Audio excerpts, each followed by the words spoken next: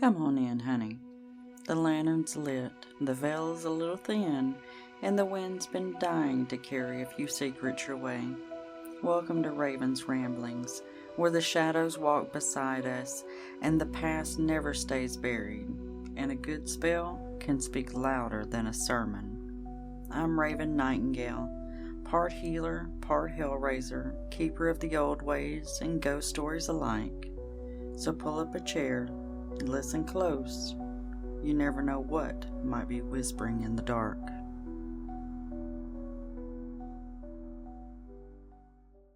Welcome back, everybody, to Raven's Ramblings. I'm your host, Raven. Hey. And this is like a little bonus episode. It's like, what time is it? Like 1:20 on in Monday morning. So you've got a full episode coming in a couple of hours. But this one kind of struck me. I'd written it out a while ago, and I'm like, I still haven't recorded that. So this is what we're going to talk about. We're going to talk about, I say it's deeply important to the witchcraft community, but maybe it's not. We're going to talk about weird witchy things that we all pretend are perfectly normal. Yeah. The fact is, a lot of us are just barely emotionally intelligent cryptids with candles. I mean, let's be legit, right? Just really listen. At some point along this path, we have all crossed this invisible line where perfectly normal behavior quietly kind of transformed, transformed into something like if I tried to explain this to a non witch, they're going to think that I escaped from some type of asylum or shack in the woods. Yeah.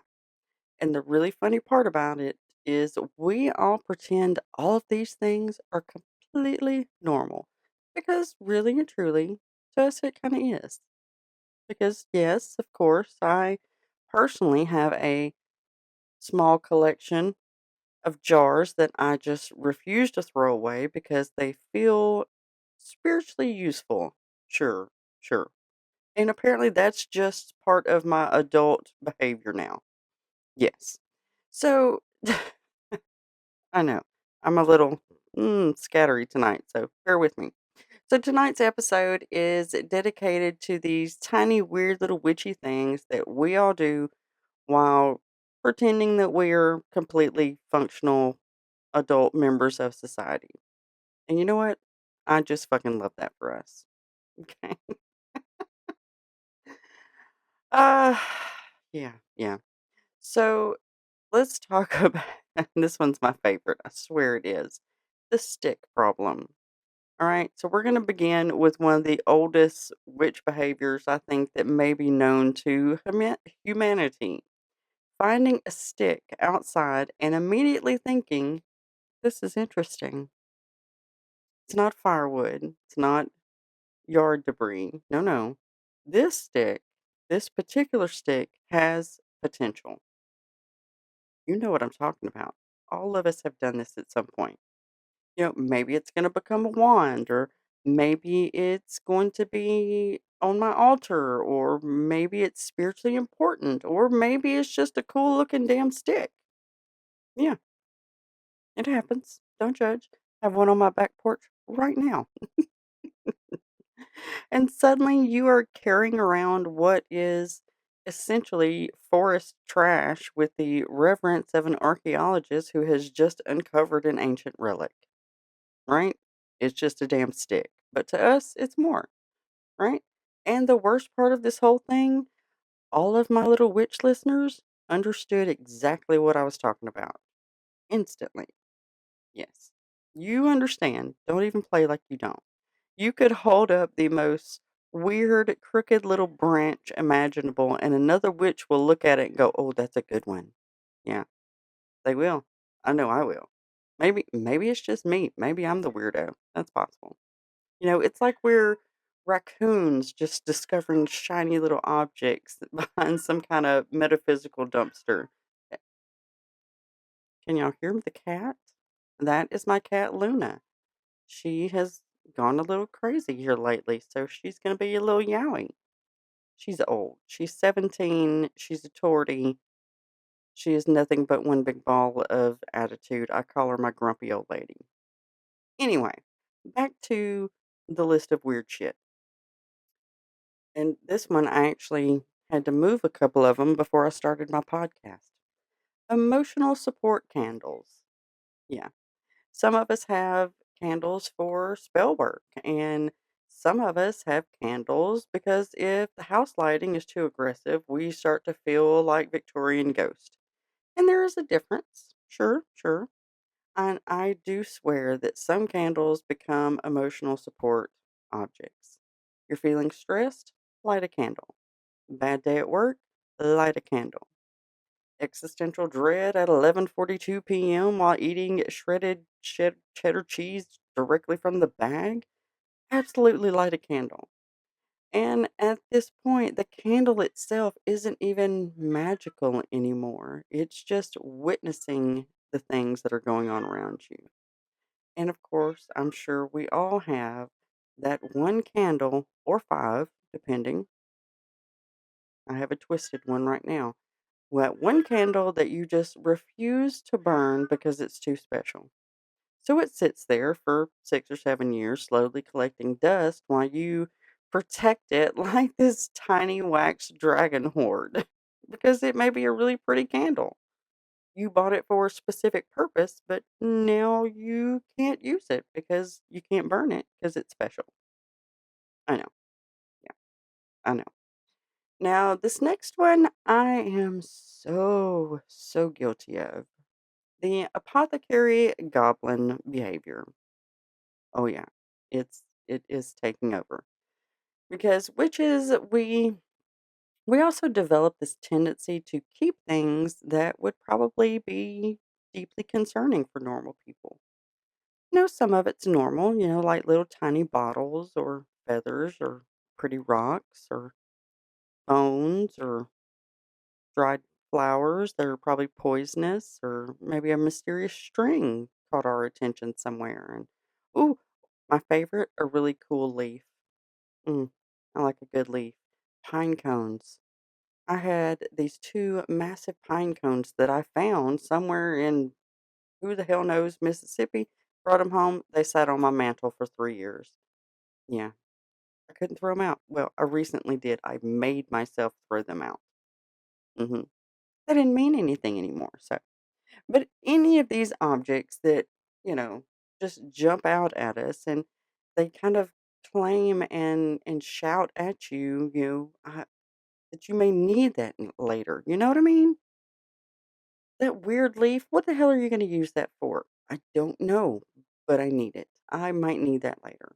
For what? No idea. No idea. But someday the moon may align perfectly, and suddenly you would desperately require a rusty key and lavender stems and that one little jar that used to contain pickles. And preparedness is very important. And let's be honest, half of witchcraft is just turning your home into a tiny haunted craft store. Or, once again, maybe just me. This one I do no matter what. I've tried to stop because I know I sound like a crazy person, but I can't. Talking to things. So let's talk a little bit about how many witches casually speak to completely inanimate objects. Tarot cards? Absolutely speak to them. Plants? When I can keep them alive. Absolutely, I would talk to them. Crystals? I just talked to one before I started this. The moon? Every time I see it. Mhm. And of course, pets, like you just heard, become unwilling participants in all of this because your cat could walk into the room and suddenly you're like, "What do you think about this energy?" Uh, ma'am, it's a 6-pound goblin covered in fur. She can't help me spiritually. She just yells at everything, so she doesn't know, but you still ask the question. My other cat, Salem, is a little more, I trust her judgment a little more. So we still ask those things because I feel like personally that animals can sense those energy shifts a lot quicker than we can. Yeah, at least that's what I think. I mean, all of this is really what I think, and I'm just rambling on like a crazy person, but that's okay. You can fast forward, go to the next episode if you want to. It's totally fine. Another thing that we we as witches have is the this feels cursed instinct. Okay. We develop a very fast ability to walk in somewhere and immediately go, nope, the energy's bad here. Gotta go. And sometimes it's like an antique store object, or sometimes it's a particular room, or sometimes it's a creepy doll that's staring at you with the confidence of a collector from another dimension. And then maybe there's a logical explanation for all of it, but maybe there's not. Yeah. But once your spirit says absolutely not, there's no further discussion. You could not pay me to bring home certain objects, especially old mirrors. No old mirrors. They freak me out. I, nope. That sounds like a future problem to me, and I don't want it in my house. And there are some absolutely beautiful ones out there, but I can't. Can't do it. Cannot do it. Yeah. This one I did just a couple of weeks ago. Threatening ghosts like they are bad roommates. Because I think one of the funniest universal witch experiences is realizing that most of us do not react to paranormal things with elegance. We react, speaking of, something just, it's not the point. Something just went past over here. Not the point. We react like exhausted homeowners. You know, a weird noise happens, and instead of fear, you immediately become irritated and go, don't fucking start with me tonight. I do this one at work too. There's a ghost at my work, and I'm like, mm, not tonight, sir, not tonight. Or you're in the middle of the night and the air fryer turns on by itself, and suddenly you're walking into the kitchen with sage in one hand and an attitude problem in the other. May or may not have happened recently. Go check out my blog on ravensramblings.com. Yeah, an air fryer, man, an air fryer, right? So at some point, spirituality kind of collides directly with just pure adult exhaustion. You know what I mean? And we're just like, I'm just over it. I don't have time to finesse this whole thing. Just get out of my house. And truly, this may be one of the most authentic magical practices of all because we're just done, right? Now, another thing we do is we become weirdly protective of random nature things. Yeah. We will see a crow one time and we will emotionally adopt it. Mm, yeah. We name our trees. We apologize before harvesting herbs. We say thank you to those plants. Re- I'm bad about this one too. We rescue cool rocks from parking lots like we are tiny little geological vigilantes, right? And if someone said to us, it's just a plant or it's just a rock, well, you immediately are offended. You know what I'm saying? Like, I'm offended by your energy, back off. Yeah. Another thing is we all have at least one drawer or a shelf or a basket or a box or a fucking bookshelf filled with objects that make absolutely no sense together. None. None. Not a bit.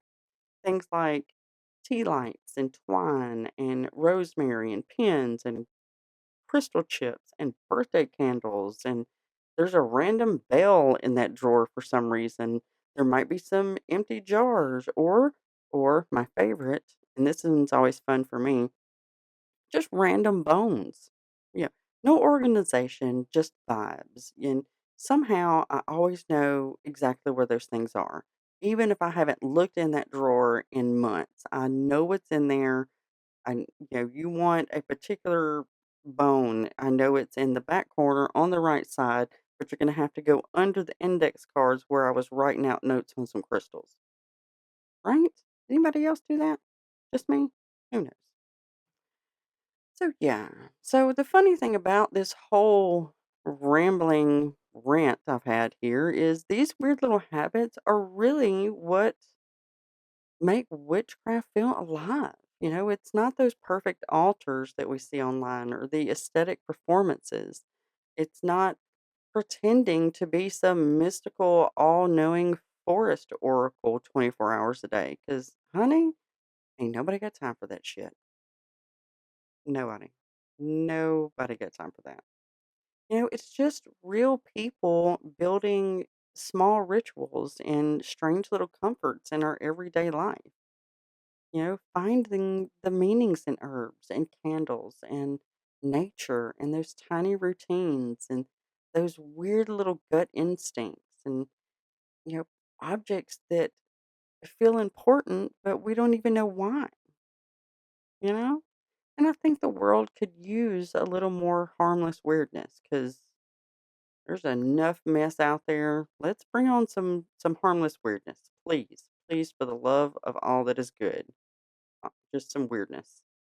Not scary weirdness, harmless. Harmless weirdness. Yeah. So, if you have ever carried that special stick or threatened a haunted appliance or emotionally bonded with a crow or kept a jar because it felt magical, well, congratulations. You are among your people here. I know, right? Welcome. Thank you for hanging out for this chaotic, rambling.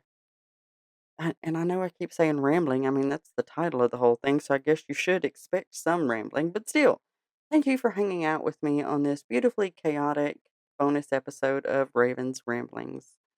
Uh, and until next time, well, in a few hours, that next episode will come out. So stay curious, stay grounded, and maybe clean out the witch drawer on occasion. Or don't. You don't have to. But there might be treasure in there. Bye.